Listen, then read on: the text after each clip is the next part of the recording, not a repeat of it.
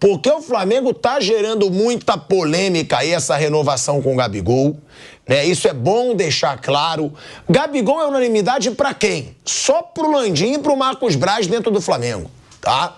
Muito nome grande no Flamengo de conselheiro, de vice-presidente, tá achando um absurdo a renovação com o Gabigol nesse momento, porque ele não tá jogando nada.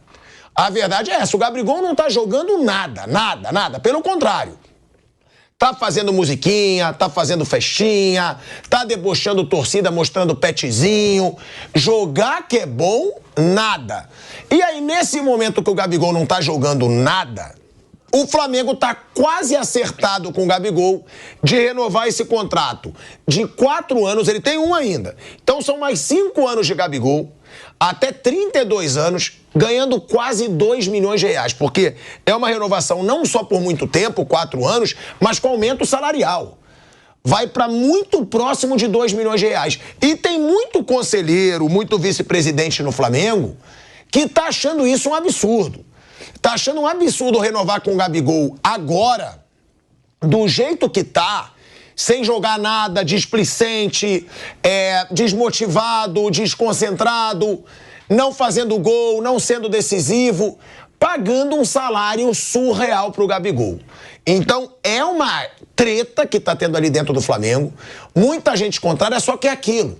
Tem muita gente grande no Flamengo contrária ao Marcos Braz. Agora, o negócio o Marcos Braz é o único intocável. Até porrada em torcedor ele deu.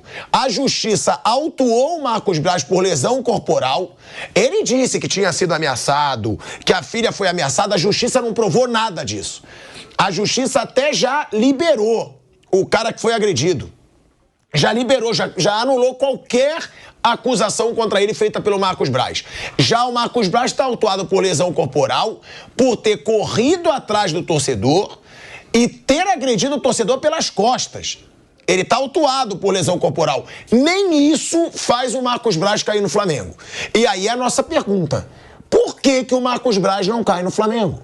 O que tem que liga tanto o Marcos Braz ao Rodolfo Landim? É uma desconfiança do torcedor. A gente não pode falar nada aqui, não pode afirmar nada. Mas por que um presidente banca tanto um vice-presidente que erra tanto, que queima tanto dinheiro em multa rescisória de treinador, que contrata errado, que agride torcedor e não prova nada do que ele falou na coletiva, porque a justiça não provou nada, e que ainda na coletiva de imprensa diz que esqueceu. Eu esqueci o que aconteceu. Desde o momento, ele falou tudo o que aconteceu. Quando perguntaram, tá bom, mas de quem partiu a agressão? Poxa, nesse momento eu esqueci. Me deu um lapso. Tem que ser muito otário e tem que ser muito ruim jornalista para não questionar na hora. Ô Marcos Braz, desculpa, você tá lembrando de tudo. Você não lembra como começou, quem agrediu quem? Tinha que ter uma pressão, mas não. Não interessa, porque a maioria dos coleguinhas que foram escolhidos para perguntar, porque no Flamengo se escolhe quem pergunta, são os coleguinhas dele que ele manda o WhatsApp, que ele paga jantarzinho no Fratelli, que ele manda pauta. Ele manda muita informação do que acontece. Eu conheço vários, e muitos são os que perguntam ali. E aí, fica essa situação do Flamengo ser uma bagunça, o Marcos Braz intocável e tomando essas atitudes, porque o Mauro falou aqui, eu também falei, eu também acho um absurdo renovar com o Gabigol agora, pelo que ele tá jogando agora, com o que ele tá pedindo. O time não compete, não marca, não disputa a bola. Não tem só os erros do Bruno Henrique na origem de 2 gols, não. Depois que o Bruno Henrique erra, um passe, depois um corta-luz, a jogada do Grêmio se desenvolve. Tem gol de bate-rebate com o garoto Natan finalizando, o Everton Ribeiro a 1 metro dele, não diminui o espaço, não divide, não tenta bloquear, faz nada. O Gerson, incapaz de afastar o perigo, parece que quer dominar a bola dentro da área e sair jogando. A situação é limite ali, você não pode perder a bola. Bota para longe, organiza a defesa. Não, o time é pedante, né? É pedante até nesses momentos. O Tite não sabia disso. Uma coisa é você ver a distância, a outra é você trabalhar à beira do campo como técnico e constatar esse comportamento da equipe. E é uma coisa muito grave porque isso não envolve só o técnico. Isso está dentro de um combo que inclui, inclusive, esse escárnio que é a renovação antecipada em 14 meses e alguns dias, né, do contrato do Gabriel Barbosa, que faz uma temporada ridícula, que dentro de campo tem sido uma figura nula, e em nome dos serviços prestados está arriscado a ganhar um contrato aí por mais 5 temporadas. Ele tem mais 1 ano e 2 meses de contrato, querem prorrogar com aumento. Essa informação nós trouxemos em primeira mão aqui no dia 16, né? Então, já vem de algum tempo. Há uma forte oposição dentro do clube, né? De dirigentes, grupos políticos que já apoiaram o Landim, protestando, porque ninguém consegue entender. Qual profissional que ganha um aumento de salário e ganha um contrato mais longo quando está no seu pior momento naquela empresa ou naquele clube? O que justifica isso? Medo de perder o Gabriel no meio do ano, alguém apresentar uma proposta maior, ele fazer um pré-contrato? Então tá bom, negocia em abril e maio, vamos ver como é que ele vai estar até lá. Cobrem dele, apresentem para ele os números, né, e digam, olha, cara, não tem como renovar teu contrato agora te dando aumento, olha o que você está jogando. Como é que se justifica isso para o torcedor, para o associado, para o conselho? Não tem como. E o Flamengo está renovando o contrato. É um convite de acomodação, como se não bastasse a acomodação que já existe, né? Então ali você tem um sério problema, o Tite não vai resolver isso, isso não cabe a ele. Isso está acima dos poderes dele. Mas ele pode fazer mudanças no time, ele pode abrir mão, eventualmente, do Pedro, do Gabigol, de uma vez só, e mudar o formato da equipe. Ele vai ter que fazer algumas coisas aí para poder garantir a vaga da Libertadores, que é o objetivo real do Flamengo, e até ele mesmo falou sobre isso, né? A história de brigar pelo título é coisa fabricada por torcedor fanático e parte da mídia. Porque o Flamengo, em momento algum, foi candidato a nada. O candidato a desafiar o Botafogo é o Bragantino, que, aliás, perdeu um jogo, mas a gente tem que lembrar que no primeiro turno ele estava 16 pontos atrás, está 7. Que o Botafogo vence o Cuiabá, o Bragantino não joga no fim de semana, vai estar 10. Ele continua no encalço do Botafogo. Seria muita pretensão achar que o Bragantino não ia perder mais nenhum jogo até o final. Ficou 8 jogos invicto. Vitórias consecutivas. Perdeu, mas vai retomar, de repente, vencer os próximos jogos, retoma a perseguição ao Botafogo, que tem jogado mal. O Flamengo não é candidato a nada, só a vaga da Libertadores, e olhe lá, é um objetivo muito, digamos, factível. Se não conseguir, vai ser um outro vexame, né? Já caiu na tabela com esse resultado, mas a questão é a maneira como você perde para o Grêmio, né? O Grêmio totalmente desmobilizado, vindo de uma derrota de 3-0, cheio de desfalques, sem o Soares, e a ausência do Soares parece que pesou a favor do Grêmio, porque aumentou digamos assim, amplificou a postura arrogante do time do Flamengo. Eles não tem nem o Soares, né? Como se tivesse embutido na cabeça dos caras. Isso aqui a gente vai ganhar de 1-0, vamos levando. Aconteceu contra o Corinthians, estava 1-0, se acomodaram, tomaram um empate, agora tomaram uma virada. 3 gols em 10 minutos, gente. Em 10 minutos. Aí quando termina o jogo, aí sai o Léo Pereira, dá uma entrevista lá, para a transmissão. Não, vamos aprender a lição. Não aprendeu ainda, meu camarada? Tá repetindo de ano, assim, né? Que já aconteceu esse tipo de coisa quantas vezes? Quantas vezes tem que acontecer para o Léo Pereira e seus amiguinhos aprenderem que o jogo de futebol se joga até o final, que a concentração tem que ser 1.000.000%, que você não pode se distrair em nenhum momento, que você tem que estar atento ao jogador próximo para você diminuir o espaço, marcar, competir, disputar, dividir a bola. Nada disso acontece em certos momentos, não são todos jogadores, é claro, mas parte do time. Eu acho que o Tite ficou bem assustado, certamente, com aquilo que ele viu. Vai ter que fazer algumas mexidas, eu acho, na forma do time jogar, até na escalação, talvez, até o jogo contra o Santos em Brasília na quarta-feira. Ele vai ter aí uma semana para pensar bastante no que fazer. Mas deve ter ficado bem assustado, porque, repito, uma coisa é você observar a distância, outra é você sentir na beira do campo e não deve estar entendendo nada. O que está acontecendo? Né?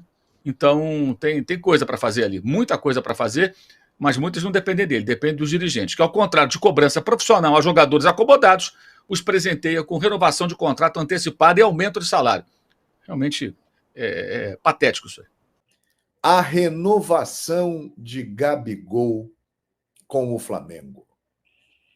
A imprensa está noticiando que existe um acordo já bem adiantado para que Gabriel Barbosa renove o contrato com o Flamengo por 5 anos e recebendo aí um aumento salarial. Isso está sendo muito questionado por uma parte da torcida, por pessoas também dentro do clube. Vamos lá. O momento de Gabigol é um horror. É a pior fase da carreira de Gabriel Barbosa. Ele é um jogador de 27 anos, que ainda não chegou ao auge, mas que tem muita coisa e muita história já para contar, muitos títulos, sendo decisivo, mas que vive uma temporada horrível. Gabriel Barbosa tem números muito abaixo daquilo que ele pode apresentar. Ele não marca um gol com bola rolando desde julho na partida contra o Grêmio. Isso é incrível. Nós estamos chegando já quase no mês de novembro. Ele está aparentando uma condição física que não é a ideal, pelo menos aparentemente, não temos aqui dados para comprovar isso. Tecnicamente, ele está muito mal, não consegue desenvolver o seu jogo, não consegue participar bem das partidas. Então, renovar neste momento com Gabriel Barbosa, que tem contrato até dezembro de 2024, ou seja, um ano antes, para muita gente pode parecer um absurdo. Tem muita gente que acha que o Flamengo não deve renovar com o Gabriel Barbosa. Gabigol é o tipo do jogador que todo mundo malha, que todo mundo critica, que quem não é Flamengo não gosta, mas que adoraria ter Gabigol no seu time. Eu não tenho a menor dúvida. Você, na questão de renovação do Gabigol, você não pode pesar o momento. O momento é horrível, mas ele tem 27 anos e tem todas as condições de se recuperar. Eu duvido que o Gabriel volte a fazer uma temporada tão ruim como essa, né? E por tudo que ele representa para o Flamengo, nós estamos falando de um jogador que é o maior artilheiro do Flamengo neste século. De um jogador que fez gols em 3 finais de Libertadores da América e ganhou 2, sendo dele os gols que decidiram 2 Libertadores da América para o Flamengo. Um jogador que mexe com a torcida como eu nunca vi um jogador mexer com a torcida do Flamengo. Então, ele é um grande ídolo por tudo o que já fez, não pelo momento, mas por toda a história dele. E o Flamengo tem que renovar o contrato com o Gabriel Barbosa. Então, analisar só o momento do Gabigol, eu acho que não é o adequado. O momento tem que pesar, mas não pode ser o principal. Você tem que analisar o potencial, a capacidade de reação, a idade, o que ele pode oferecer e o tempo de contrato. Agora, que o Flamengo tem e deve renovar com o Gabigol, isso aí eu não tenho a menor dúvida.